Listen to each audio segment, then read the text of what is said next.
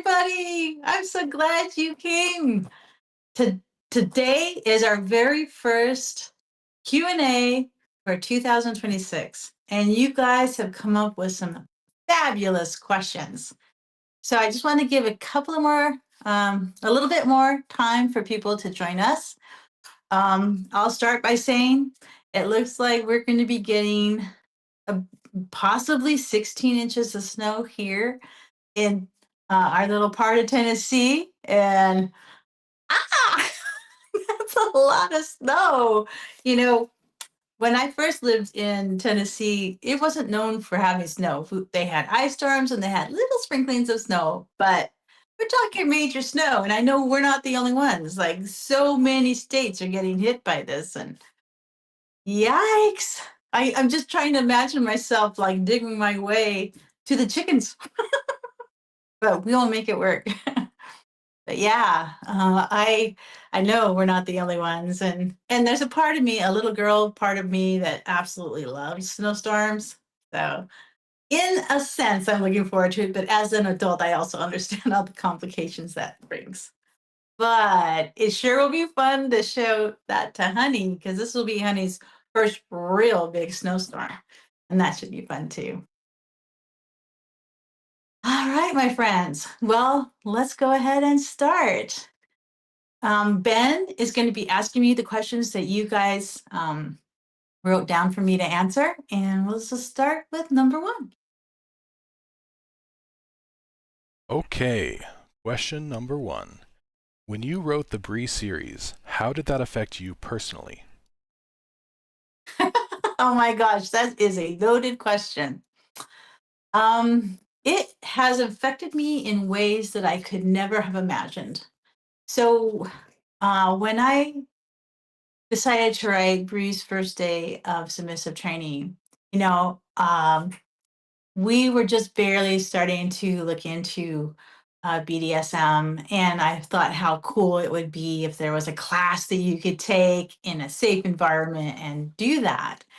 So I wrote this little short story, and I was nervous about publishing it. And I've talked about it before, but I had a family, and my husband had a job, and it was really not something that was cool back then.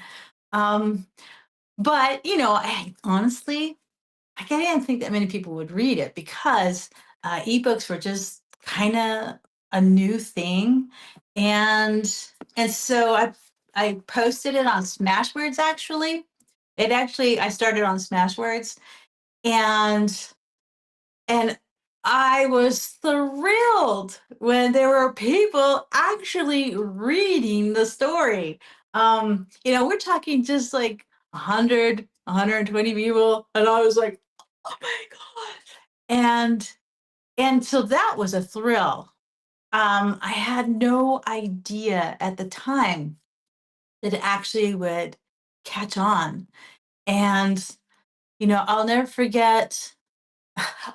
I started Facebook, and I had absolutely nobody following me. Why would they? Because nobody knew who I was, and Facebook was still, you know, not widely popular. And so I would write my story, pop on Facebook to see if anyone had, responded to anything I said, then pop back off. And I kept doing that. And so I lived in isolation, but I was so thrilled by the muses and so excited to go on this journey with Brie and the training center that um, I don't know, I couldn't hide my excitement. What I didn't anticipate is that I would gain so many friends from it. I thought I was afraid I might attract the wrong kind of people, but no, really amazing women and some men, but really amazing people seem to be attracted to Bree's story. And it opened up my whole world. I went from being a teacher and then having to take some time off because of things that were happening, sad things that were happening within my family, and this was an outlet between that period, and all of a sudden, it became a career, and I had people from all over the world reading my work. It was amazing, and I didn't think that I would love anything as much as teaching because, oh my gosh, since I was a little kid, I wanted to be a teacher. But writing was always my second love, but it was just for fun and nobody ever read it. So it has been an amazing journey. And Mr. Ed and I have met so many people, when we go to conferences. And definitely I have to say people who are friends of Red Phoenix are really genuinely amazing people. So my world has been expanded. Mr. Red and I have done so much experimenting for the stories, and so it's just been a huge blessing. And I could never have anticipated how that would go, or that the book would turn out to be 26 stories long. Ay, amazing. So great question. Thank you for asking. Okay, our next question is, are there parts of you that are also in Brie and in Sophie? That's another good question. Um, Bree is the person I wish I could be. She's like, for me, yeah, I just love her fearless willingness to try new things because I have to admit, I do I do have barriers, and and and yeah, I would love to bring the people together, everyone together. That part of Brie definitely is in me, but I'm not nearly as skilled at it as she is. I'm a lot shyer than Brie. So yes, Brie was like what I wish I could be. And Sophie, she touches on things that over time personality traits that I see in myself. And so, yeah, she also is like a different version of me, a different portion of me. And some of the things that I have gone through since I started writing Brie is reflected in Sophie's um, thoughts on the world and the way that she's reacted to things. So I love both characters.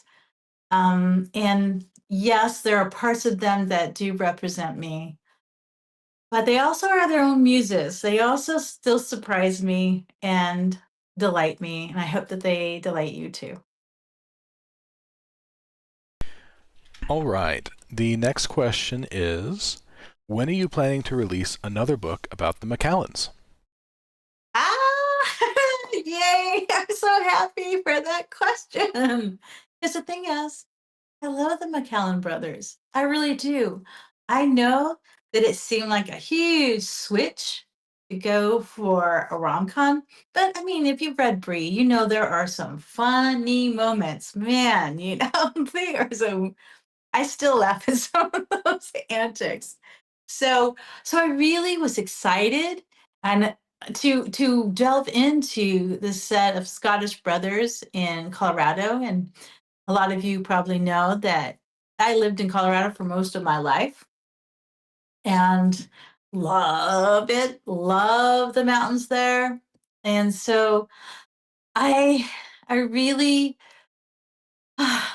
I really love the idea of just jumping into that world and seeing where this family went. Because the thing is, like when I started Bree, I didn't know where it was headed, and I didn't know. I knew glimpses of the characters, but I didn't know them until I started writing them. And the exact same thing happened with the McCallan brothers.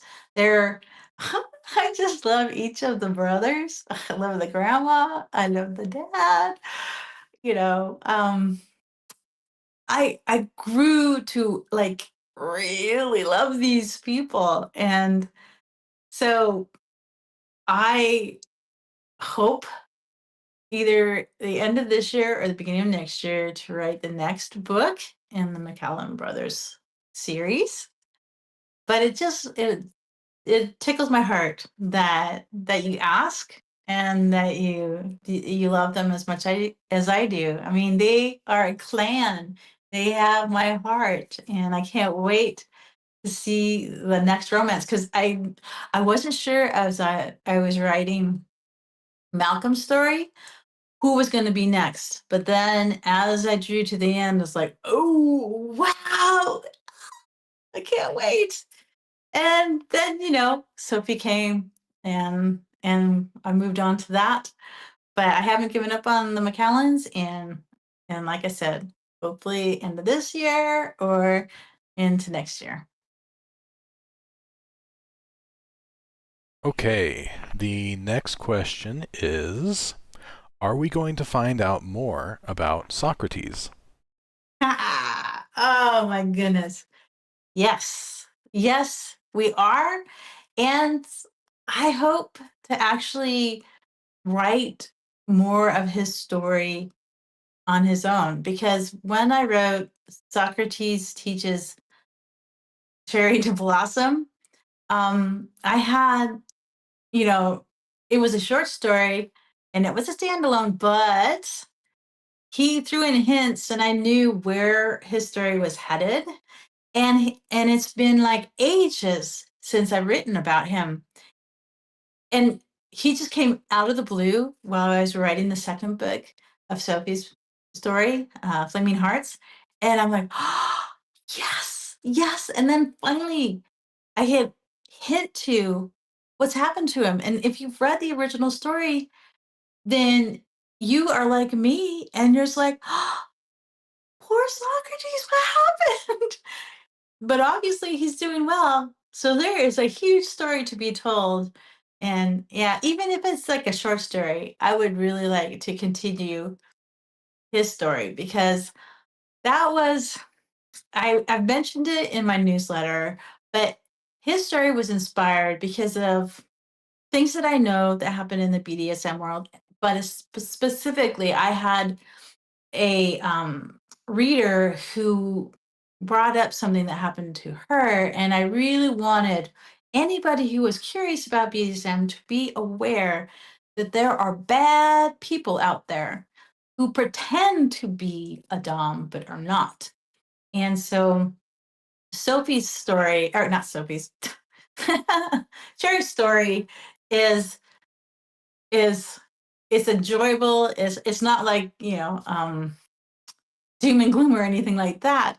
But he teaches what you should expect, how they should act with you, and how you should move safely through the space. And so, uh, little did I know that, like all my muses, I fall in love with them, and I just want to keep the stories going. And so, yes, yes, I do see a story for Socrates in the future, so we can learn more. And who knows, he might appear in Sophie's story too, again. Okay, the next question is Tono still going to get a standalone book? That is a great question. I keep saying that, but it is. That's another great question. If you've been following me for a while, you know that when I started Sir's Rise, and there were 3 books, and then we started the Unleashed series. This begins with Rytsar and then has Master Anderson and Sir, that I was expecting to continue on and do Tonos next. In fact, I was I was in the mode and I'd already picked out things that would be in the box like I had done with the others. And then writing the publishing world really took a turn, and my literary advisor is like, um, we really need to concentrate on Brie. And as I kept writing Brie, it was, you know, there's just so much going on in the publishing world, and I was just seeing less and less. Because she's always been my cash cow. Brie's always been my cash cow. As long as I had Brie book coming out, I could write whatever I wanted on the side. And that's really where the three, the trilogy of Series Rise began, and then Unleashed series was all about Brie pretty much funding that. And then when the series was getting too long and I just wasn't getting the readership that I had, I had to change my trajectory. So absolutely, I hope to write Tono's story. It's still, in my heart. I'm happy. There are so many books in my heart that have yet to be written. But I'm really having to be, I guess, more strategic and try and find um, books that will resonate with not only my fans but new readers, and that's where we're at. So I don't know when, but I definitely hope to write Tono's book.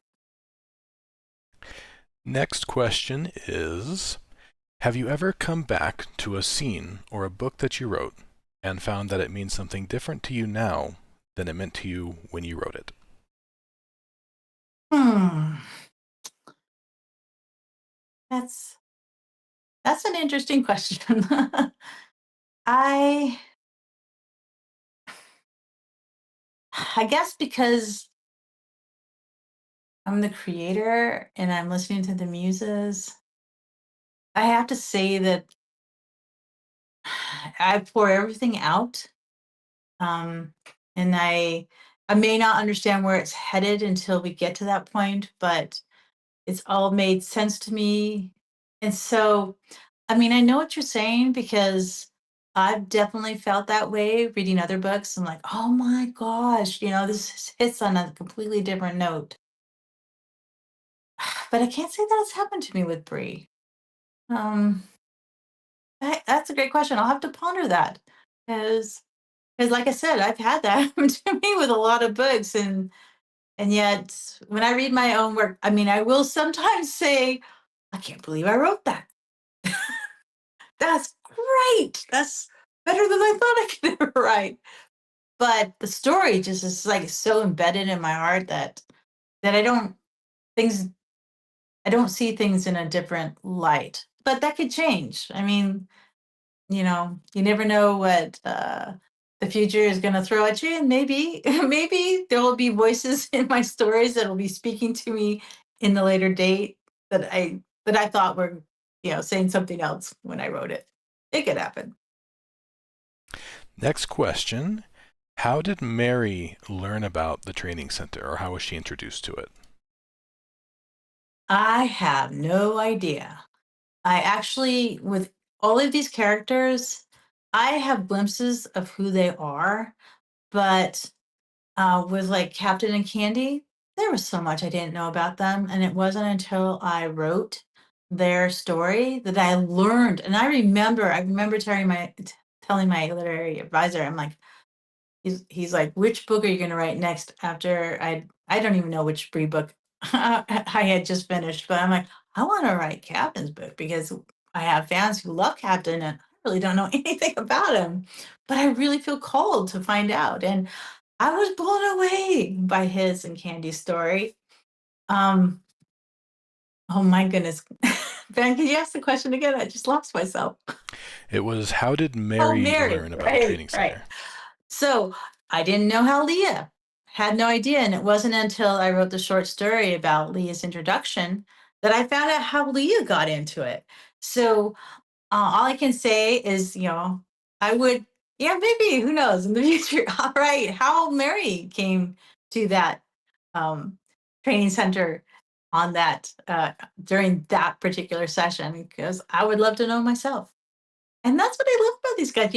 None of this is like pre-planned and boop boop boop all the points. No, no. I get to it's like making new friends. You get to know them the more that you're with them.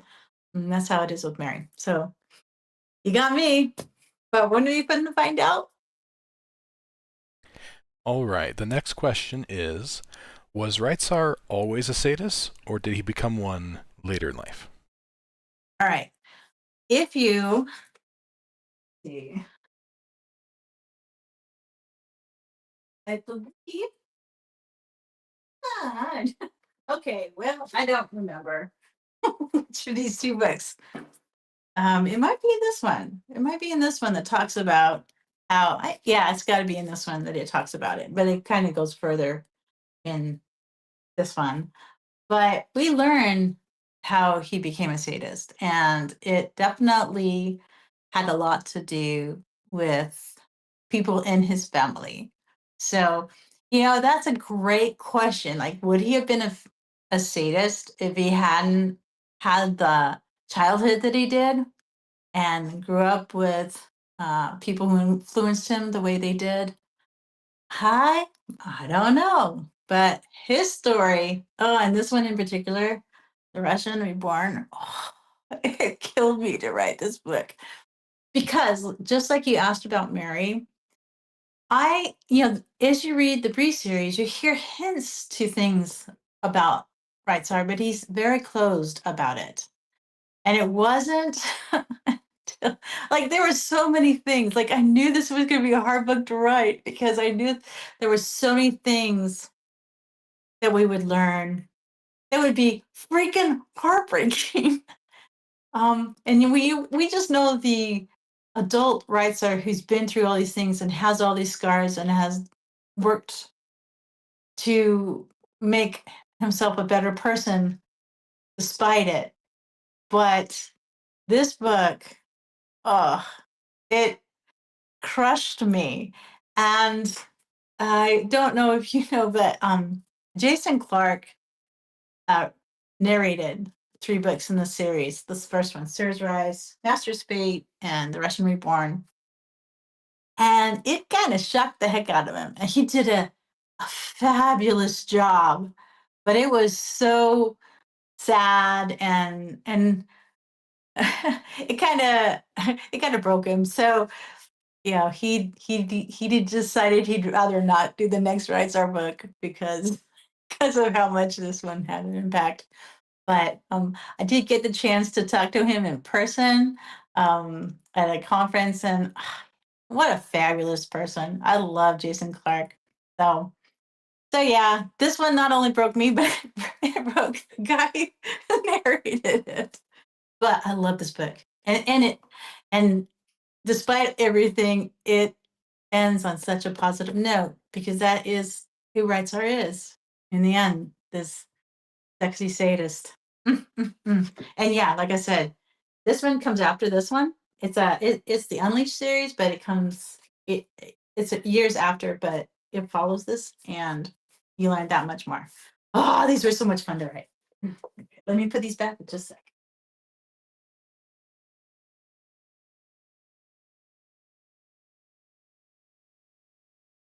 Ah, okay. All right. Okay, the next question is, do you think Sir misses being headmaster? Would he enjoy that role if he was offered it again?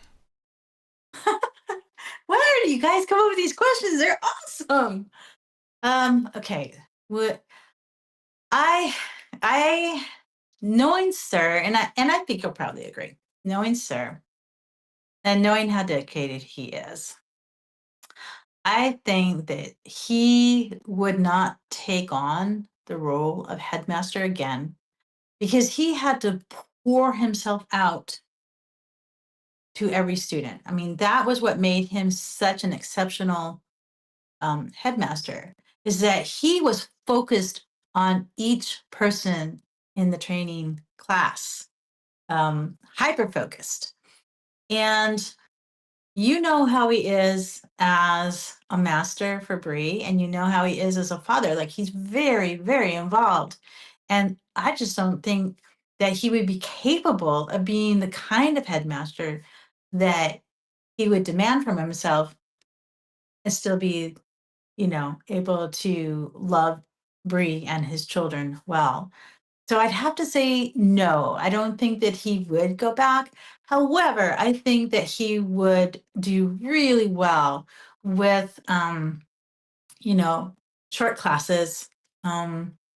I definitely think he still has the heart to teach. But it would have to be in a different venue that didn't demand so much from him. Great question.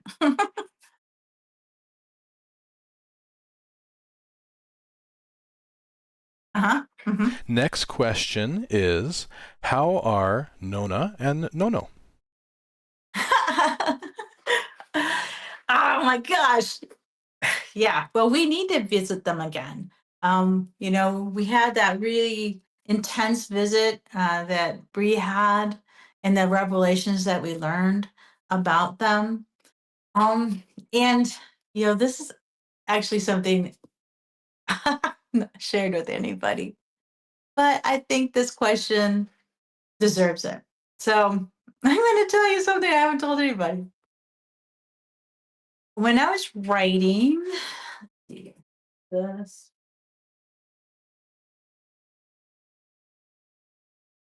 oh, I'm going to cry. Okay. When I was writing this book, Her Sweet Surrender, and this was, before I even put it to pen, I kind of had a feeling of where it was headed. And I thought at the time, before I started writing it, I knew this is going to sound weird, but I knew that somebody was going to die. And I was afraid that it was Nonna that was going to pass. And I just couldn't write it. I couldn't write that future for her. And so it sounds so weird, right? But uh, after I knew it couldn't be Nonna, we know what happened to Phelan. And and for me, it was easier to lose her than Nonna. What I didn't know at the time was that while I was writing this book, my father would pass away unexpectedly. And it would have, I don't know if the book would ever have been written if I had gone with the original idea of losing Nonna. I don't think I could have. And even so, and obviously, I didn't know that was going to happen. Even so, I think I was able to grieve through writing this. And in some ways, it was healing for me, even though this is so tragic. And it still makes me fall like a baby when I read it. I mean, I just have to have that one word, help. Kills me. So they're doing great, and we're gonna go get to see them in the future. um, just a sec. The door just opened. Just one sec. Hi, I have a visitor. Yeah, just a sec, guys. Yay! It's Mr. I dressed up too. Yes, he did. Got the cool shades on. In case you have to read or I have to read. Hold on. Oh, I'm just answering questions that everybody was sharing on Patreon, and Ben is reading them to me. I didn't want to put my butt in there and But yeah, I had a request. Okay. I had a request that MrRed show his face, and he agreed. Here he is.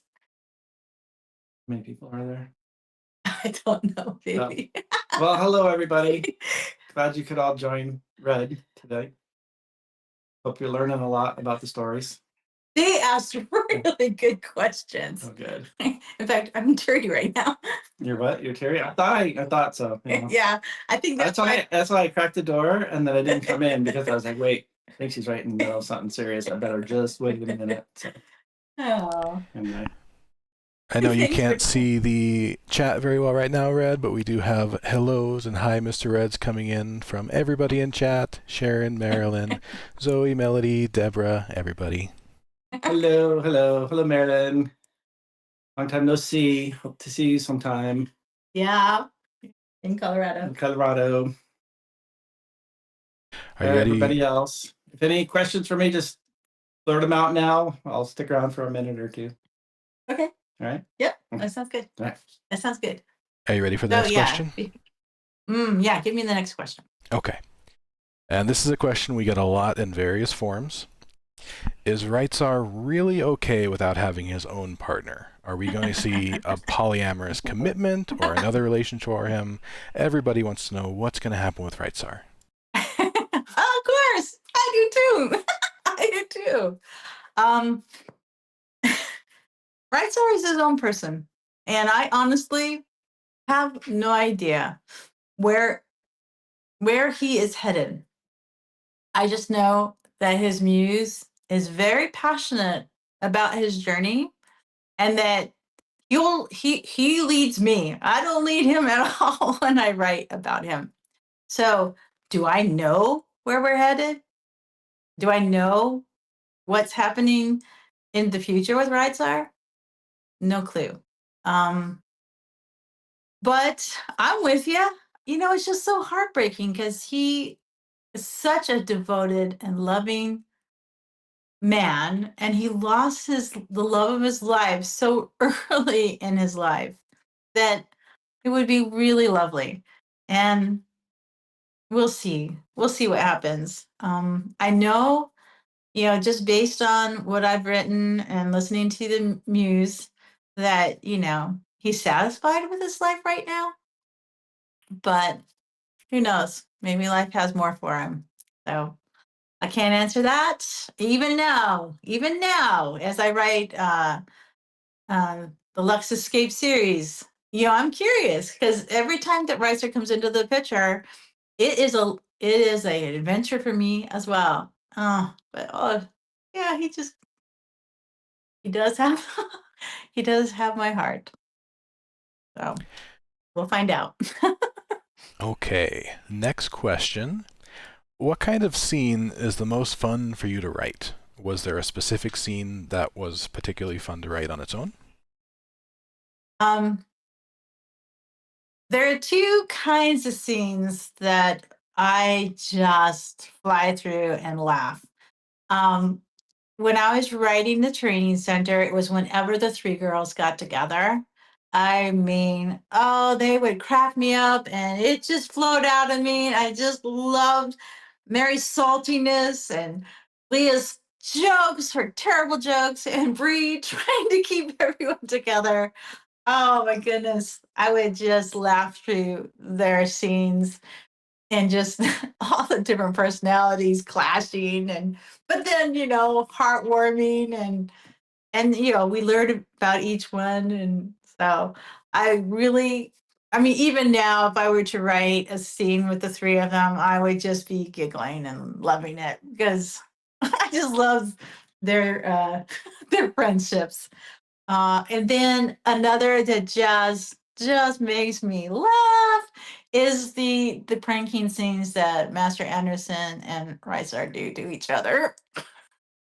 They're just too much. Well, and I mean, you know, Master Anderson's a prankster just on his own. That he loves that. He was born to be a prankster, but I love them trying to get back at each other. Yeah, and like when I was writing Cowboy Secret, Cowboy Secret, I remember starting it and going, I knew that there was going to be a huge prank.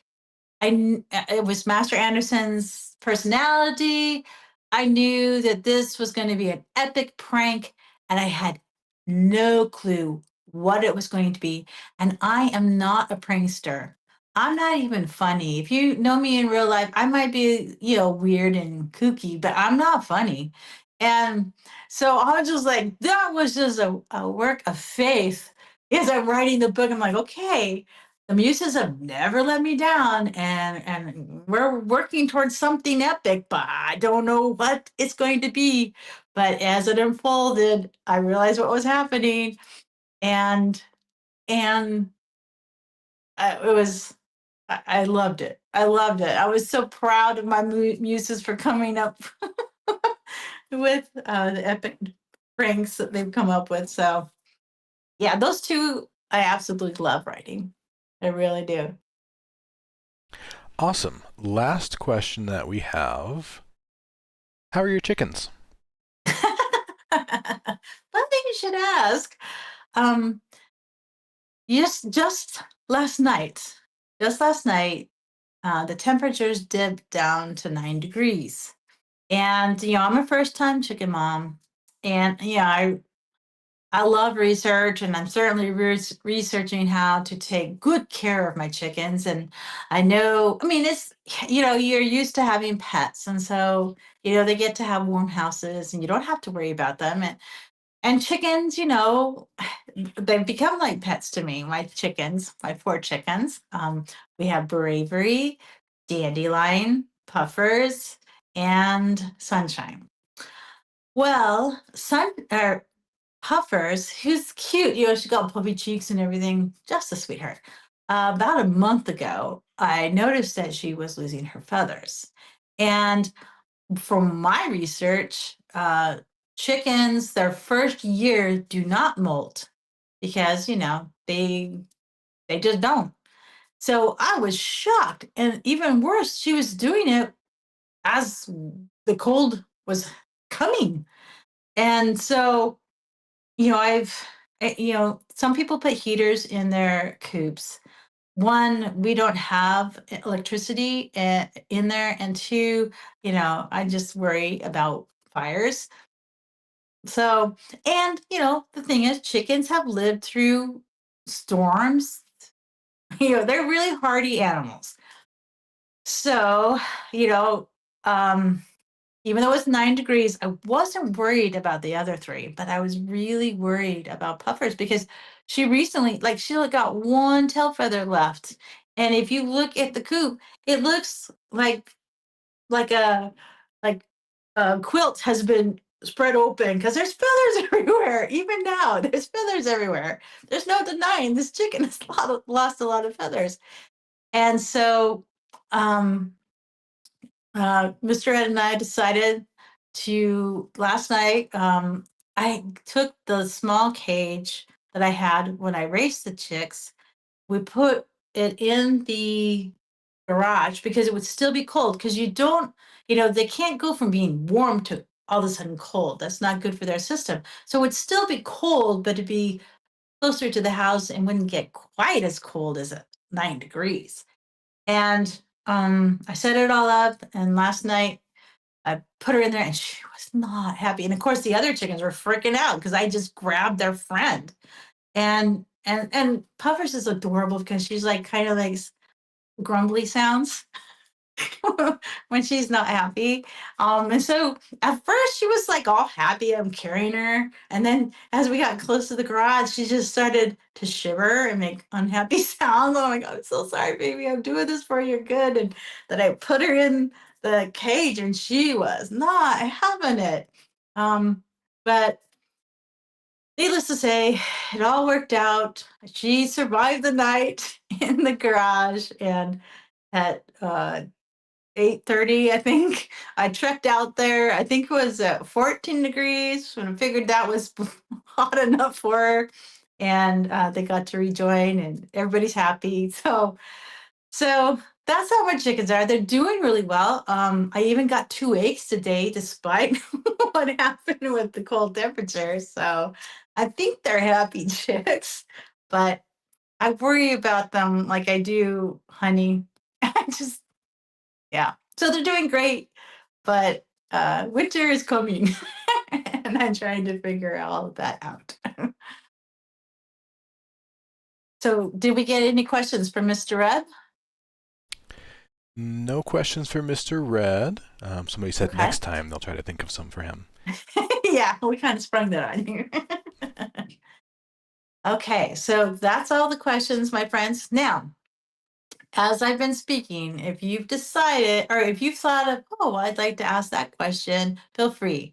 I'm going to go ahead and read to you an excerpt from the book I'm writing. I don't know why I thought there was another question. Uh, hmm. I wanted to talk about before I read this, I wanted to talk about embracing the flames.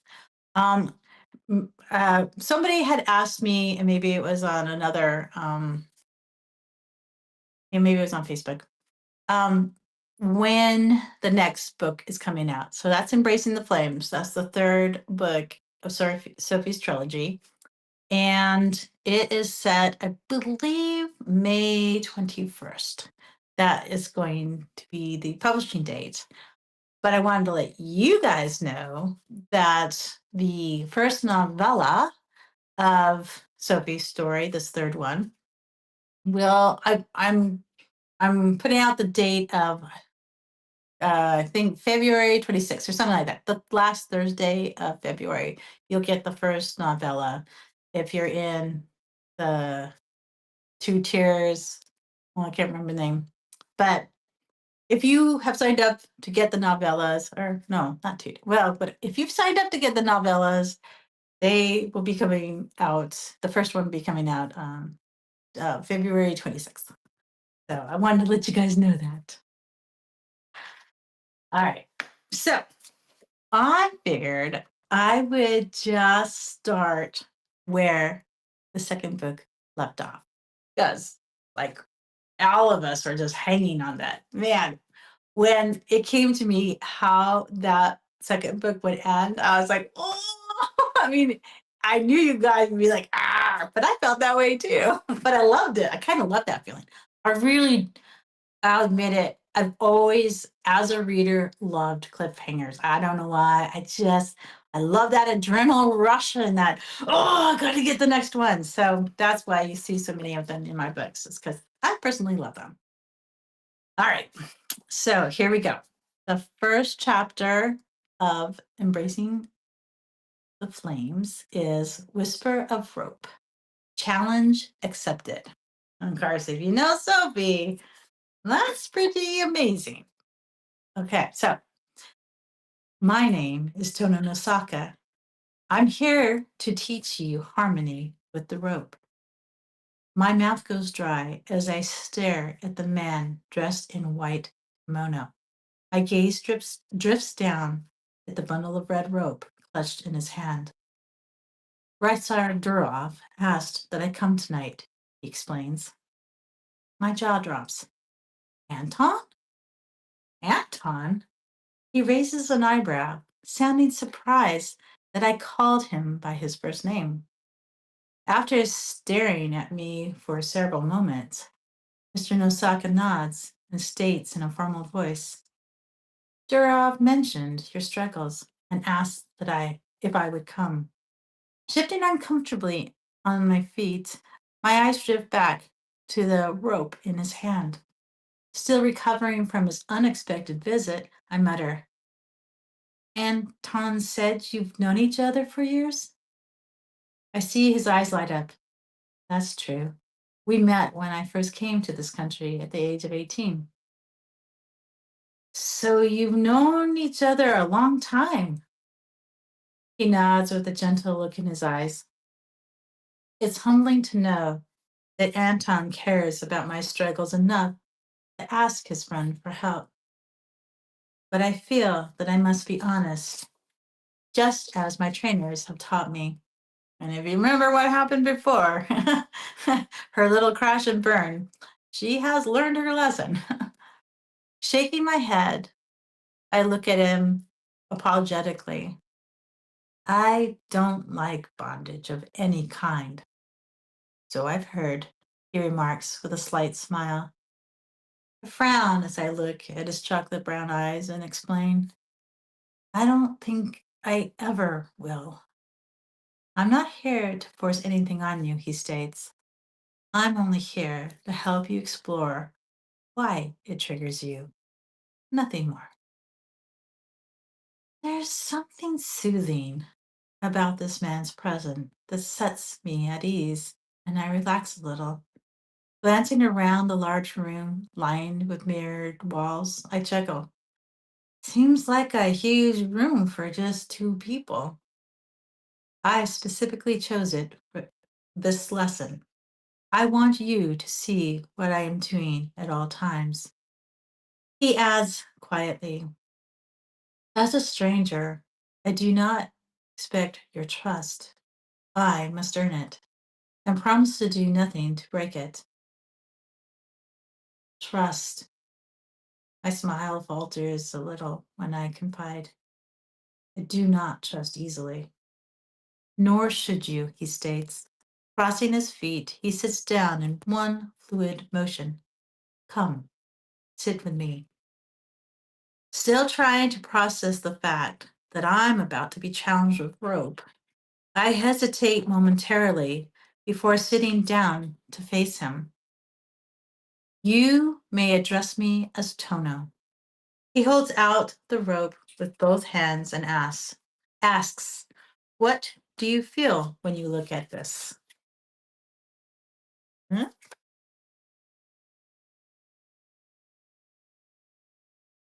I shudder as I stare at it. Constriction. Good. What else? I glance into his eyes, frowning. Powerless. He nods, looking at me with understanding. What else? I fiddle with the ring on my finger as I rattle off the words that are screaming loudly in my head. Fear, anger, loss. Loss, he asks, with a look of concern in his eyes. I stare hard at the floor and swallow. Unsure what to say when pressed for an answer, I simply mutter, of power. He answers softly. I dare to meet his gaze again and relax as I stare into those gentle brown eyes. This is hard for me. I know, Putra. Let's see.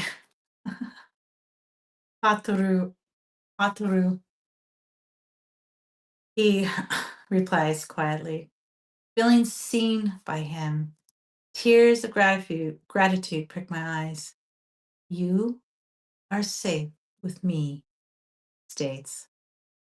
His words flow through me like a warm summer breeze, and my whole body begins to relax. First, we will start with something simple. There you guys go. There you go. Oh, this scene. This scene is so tender and wonderful. And it's so much fun and to write Tono again. I just love him so much. So yeah, I don't know if you could tell, but Sophie has not realized what's really going on with her. And Tono knows that. He can sense that, even if he might not know what it is. He knows that there's more. So we're gonna find out so much in this last book. I can't wait. Okay, we had a couple of questions from chat. Great. We're going to go with the first one. How new to BDSM were you when you wrote Brie's submission? You know, we had only been doing it for a little while, like less than a year. It was, and I had, just so you know, I had no idea about 50 Shades of Grey or anything like that. I had never heard of it, but we had started down that path ourselves, and I was having so much fun. And like I told you, I was like, oh, wouldn't it be great if there was a class? And so I basically wrote what I hoped would be reality when I wrote the Brie series. Okay, next question. What drew MrRed to want to be a Dom? Is it what he thought it would be? Um, I That's a great question.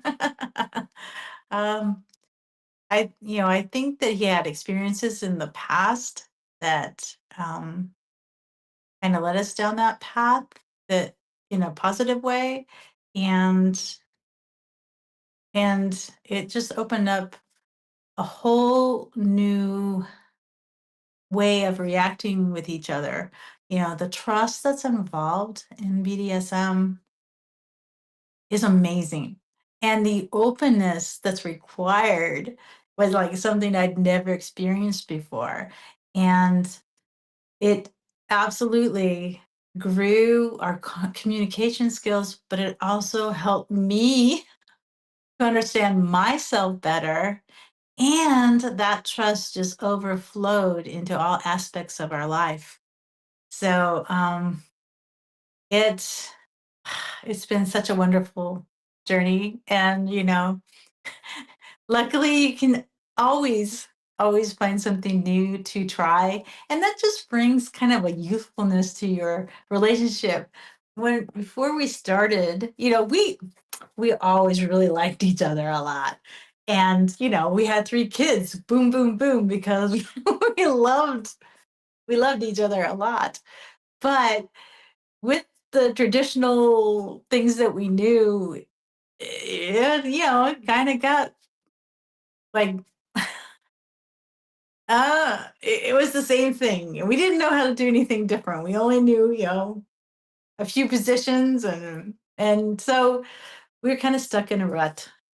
And then the whole world opened up for us. And it was so amazing. I had to write a story about it. I was scared to publish that story because everything was so taboo, but I was just like, people gotta know how fun this can be. So that's my answer. Next question. What made you decide to bring Tono in at this time in the story? I did know as I was writing, like, I know what's going on with Sophie, and I knew that Tono could unlock something that probably nobody else could. Just with his expertise and his sensitivity to spirits, a person's spirit, I just, I knew he was going to be at some point coming into work with her. I think I originally envisioned that he would be teaching like one of the um, classes. But as I wrote the story, I realized it was going to be a one-on-one, and it was going to be specifically for Sophie, and it would be Rytsar who would be the one to instigate it. So that's how it happened, and I'm so happy it happened. Okay. Next question. Between you and MrRed, were either or both of you into the lifestyle before you got together? I don't no, not formally. Mm-mm. No, it was kind of a mutual moving into it, but I he had desires that he wanted to play out, and I was a willing student, and we learned together, which was really fun. It was really fun. Oh, and I just gonna say, like, one of the best things that happened, as I was writing Brie, I had a fan mention the tantra chair, and we we went on the site and we saw the demonstrations on how many things that you could do on the tantra chair. And I have to say that of all, uh, okay, there's 2 favorites: the tantra chair for me, and also the flogger. Those are my 2 favorite things that we've ever purchased uh, for BDSM. Were those 2. Um, yeah. So yeah, we kind of were learning together, and still enjoying we're still enjoying it. And, you know, we're not young chickens anymore. Okay, I think we are wrapping up, but we do have, it looks like, a follow-up or two in the same vein, if you're okay continuing to explore this. Sure. How did you first discover the lifestyle? Through the internet. When we decided to walk into exploring it more, I love research, and you know, he wanted to make sure that we were doing things safely, and you can't know unless you talk to somebody or you read, you know, people who are experienced in it. So it was online, and yeah, back then though, the internet was a lot freer. Like like it's harder to find, at least it is for me, to find reliable sources. But back then it was much easier, and you could talk with people online and share. I mean, it's still possible, but it's just harder than it used to be. So that's how we did it. And then, have you ever gone to any classes within the BDSM community, or you may have mentioned some demonstrations or things in the past? Yeah, we've been to a few.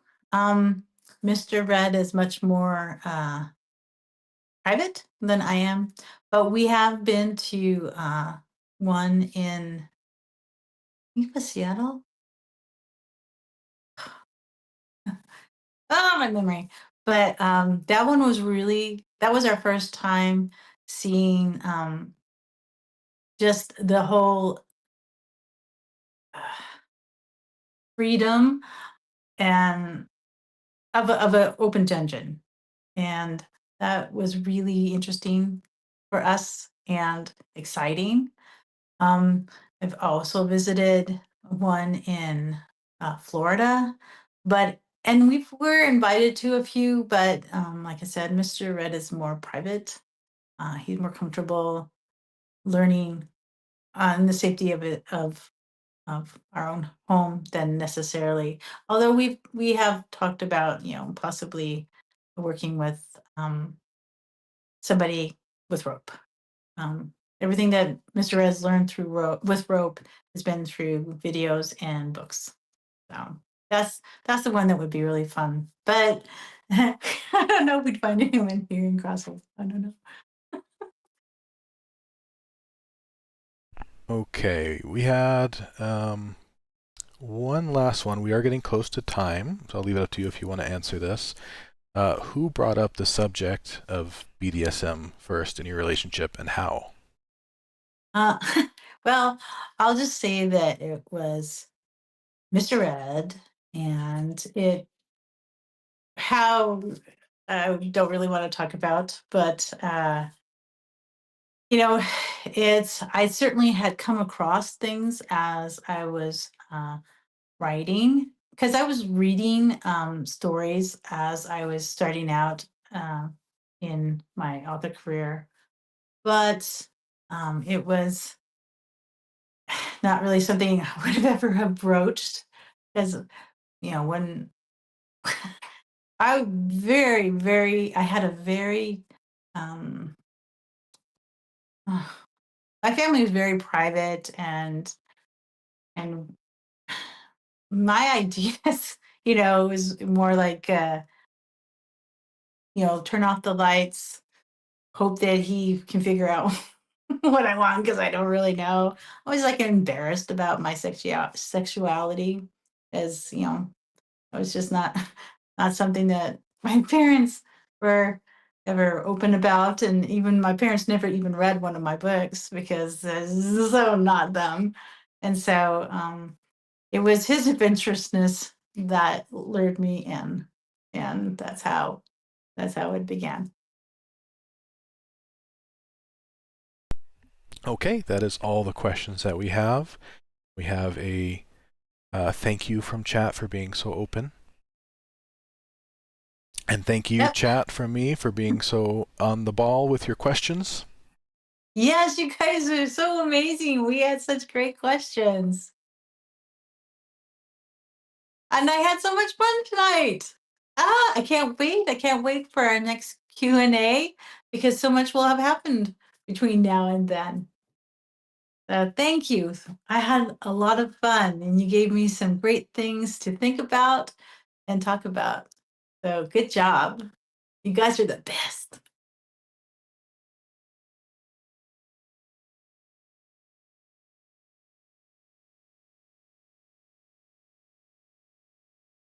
Okay. I don't hear anything. So you guys, I'm just gonna say mwah, bye and we'll do this again soon. Thanks.